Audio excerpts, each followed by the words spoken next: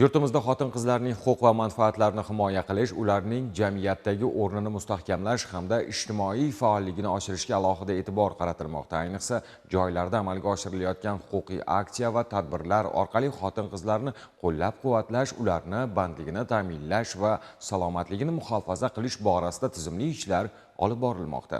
Shu maqsadda xotin-qizlar huquqlari kafolatlari huquqiy aksiyasi doirasida navbatdagi keng qamrovli tadbir tashkil etildi. Hozir shu haqda Davlatimiz rahbarining birinchi sonli qarori ijrosi doirasida Namangan viloyati Adliya boshqarmasi boshlig'i Dilmurod Ahmedovga biriktirilgan To'raqo'rg'on tumani Isfahon mahalla fuqarolar yig'inida xotin-qizlar uchun keng qamrovli tadbir o'tkazildi. Unda mahalla aholisiga, ayniqsa xotin-qizlarga chuqurlashtirilgan tibbiy ko'riklar tashkil etildi. Natijada 60 nafar fuqaro tibbiy ko'rikdan o'tkazilib, ularning 13 nafariga bepul dori-darmonlar tarqatildi. Sayyor tibbiy ko'rik o'tkazilmoqda. Buning asosiy maqsadi aholini yashirin yotgan kasalliklarni erta aniqlash maqsadida tibbiy ko'riklar o'tkazilmoqda. Bunda aholi juda ham mamnun. Mutaxassislarimiz kelib, aholi tibbiy ko'rikdan o'tyapti.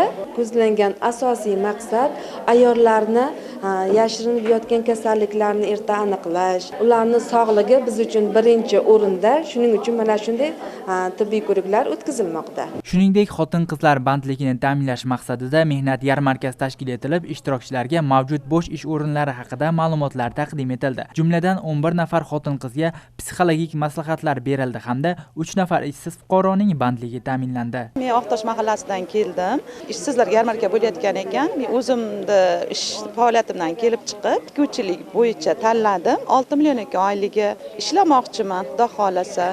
O'zimga yoqdi, tanishib ko'rdim. O'zbekiston Respublikasi Adliya vazirligi tashabbusi bilan 2026 yil 12 martdan joriy yil 13 aprel kuniga qadar xotin-qizlar huquqlariga ko'mak aksiyasi o'tkazilyapti.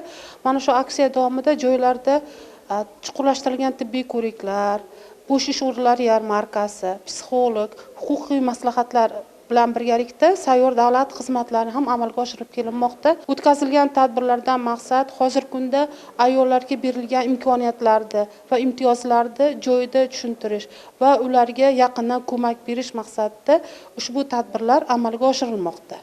Bundan tashqari mahalladagi 4 nafar nizoli oila bilan yarashtirish yuzasidan suhbatlar o'tkazildi. Tuman davlat xizmatlari markazi tomonidan aholi va tadbirkorlik subyektlariga 17 ta sayyor davlat xizmatlari ko'rsatildi.